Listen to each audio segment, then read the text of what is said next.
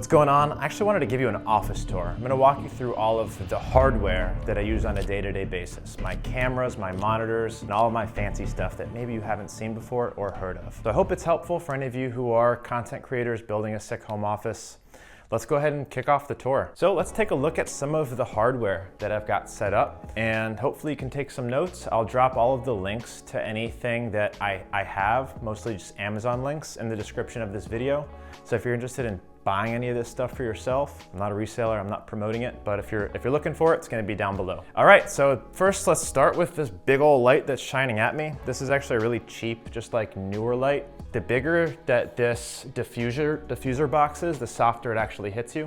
So as you can see, it probably looks a little bit nice. The side of my face is really dark. These lights are way cooler. This is like optimized around me being fully and well lit all the time. I'll walk you through these lights as well. So this is kind of like my second tier equipment that I don't use very often, but is nice to have in case I need it. So I've got a matching camera. This is my primary camera that I'm using day to day. And this is my secondary if I ever need the exact same shot. Maybe I'm doing a podcast, I'm doing a really high value video, and I need the shots to match. You wanna use the same camera with the exact same lens. That way you can flip back and forth and you'll be able to get similar lighting and a similar look and feel. All right, let's go ahead and talk about some of my primary equipment. Right here, this is a teaching board. This is like a $4,000, I don't know who makes it. It'll be linked down below. This one is not on Amazon.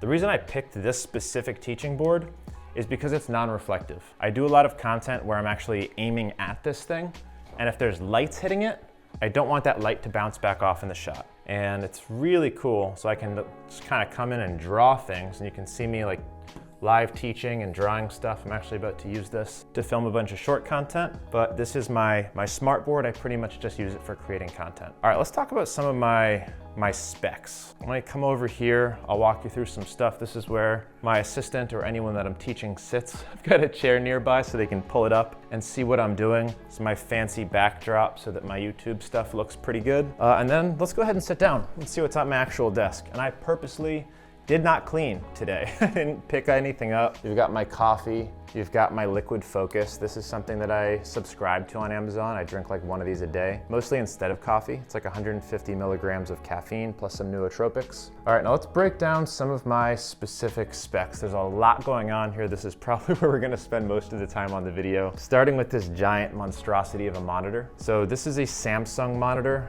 I don't know exactly how big it is, but it's the biggest one that you can possibly get. And it came on a big stand and it occupied the entire desk. So the first thing I did was actually take it off of the stand. It's also a curved monitor. And I got this arm for it that clamps onto my desk, and now I can drop it really low so that I can film.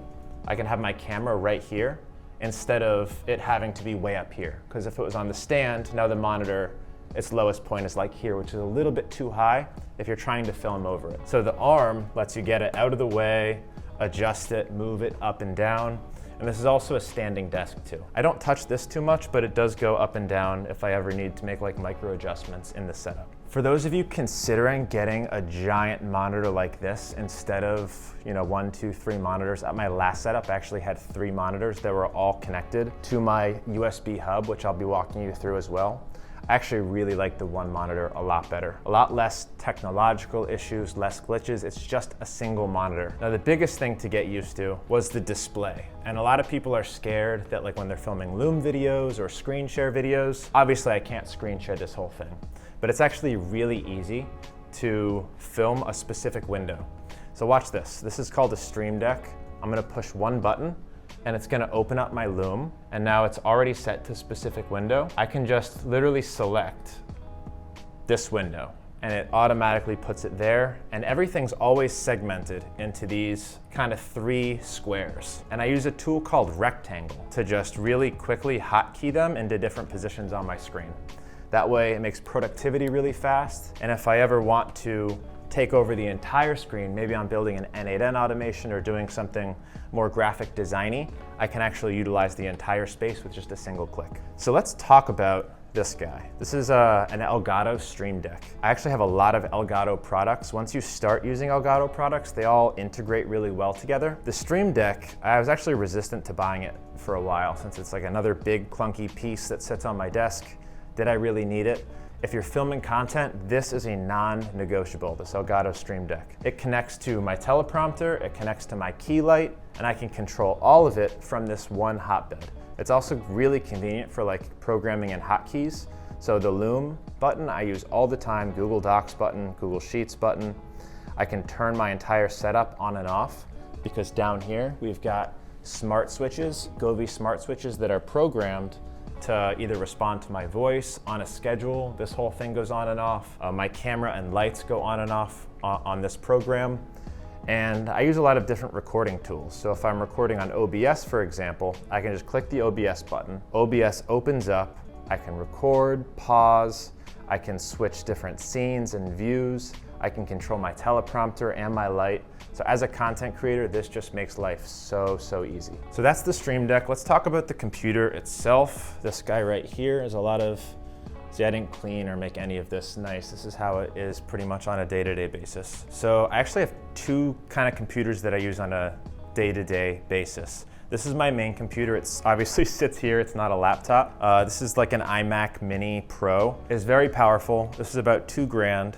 And it's way more power than you get in a laptop because it's just a dedicated computer. Now it didn't have a lot of room to plug stuff into, just like a normal MacBook doesn't as well. So this is just a USB hub that connects right to the computer and I can plug all my stuff in. If you're interested in the actual computer setup that I have and the specs, again, I'm just gonna link everything down below, the exact links that I have. Down here, this is kind of just double-sided sticky taped to my desk, and I plug all of my stuff into it, including all of these little smart switches from Govee. All of my smart stuff is from Govee.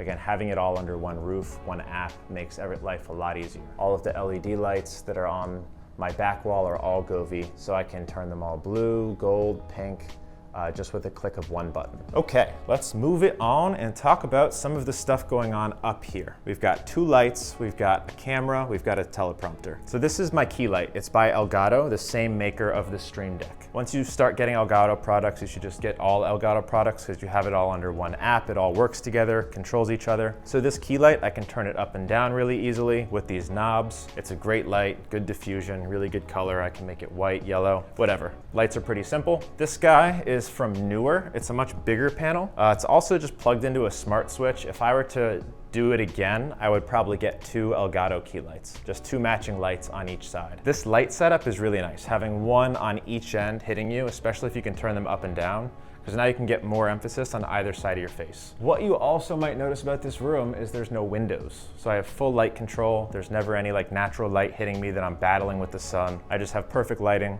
all the time. All right, camera and teleprompter, super important.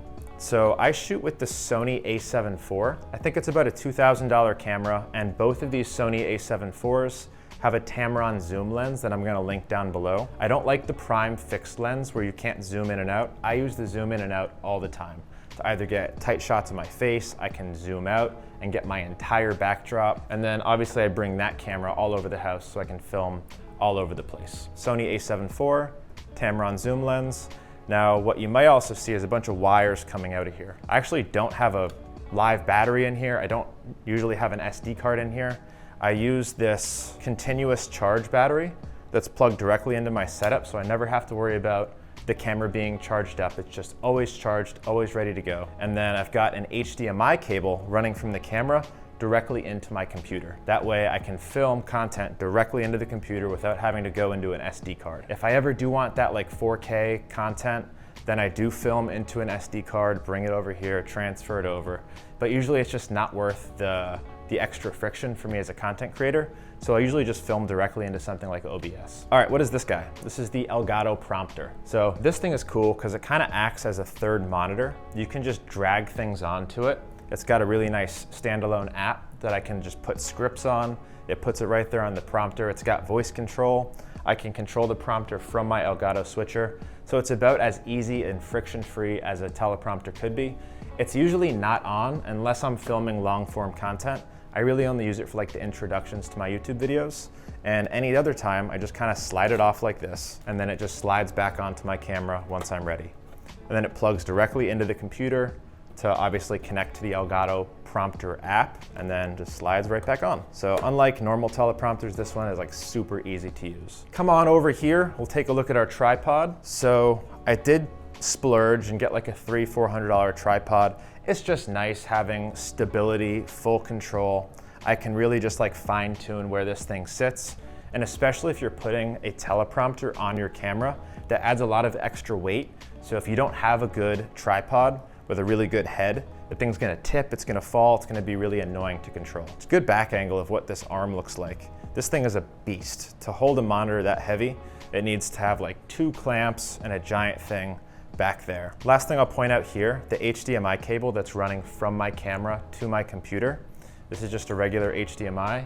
And then this is a piece that's necessary to get that to go into the computer and have really good looking footage. It's called the CamLink, also an Elgato product. Now, one other piece that I will show you, which I think they actually innovated their way out of, but the mic that I'm gonna show you, it's the same mic that Joe Rogan uses, is a really annoying mic to set up because it needs all this additional stuff. This is one piece made by Shure. It's the same maker as the microphone that basically stops you from having to do all of the BS that you once had to do to get this mic to work. The most popular mic for content creators, it's unbelievable. So let's go and show you the mic. This thing is just on an arm, so I can move it in and out of the way, make it closer, farther from my mouth. This is the Shure SM7B. It's the same mic that Joe Rogan uses. Really good, crisp, clean sound.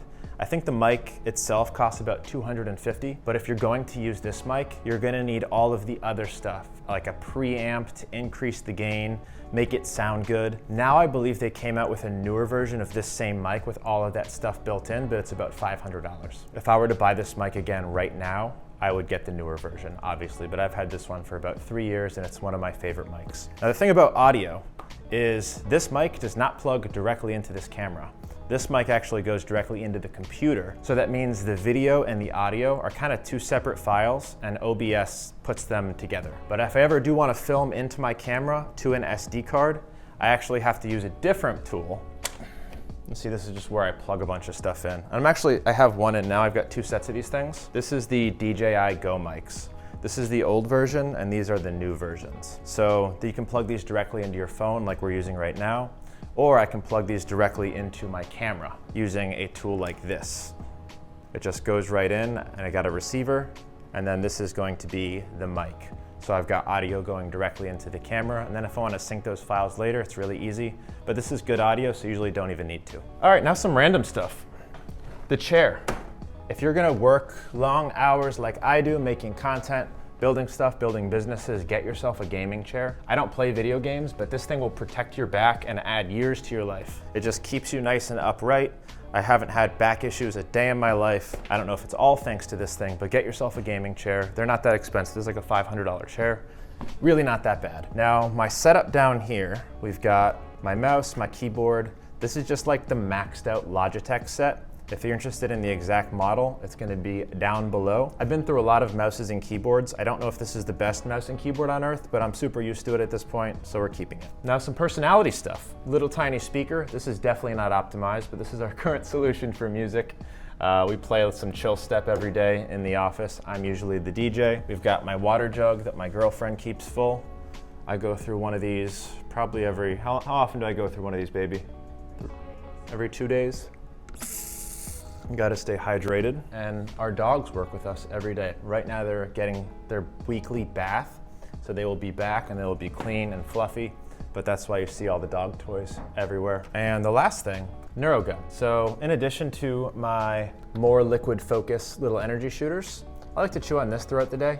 Maybe 1 or 2 little packs of these. I think Joe Rogan made these famous, but they're really nice. NeuroGum, just like a caffeine and focus gum to help me stay dialed in, locked in, so I can build shit for long hours, sometimes 12 hours, 14 hours a day.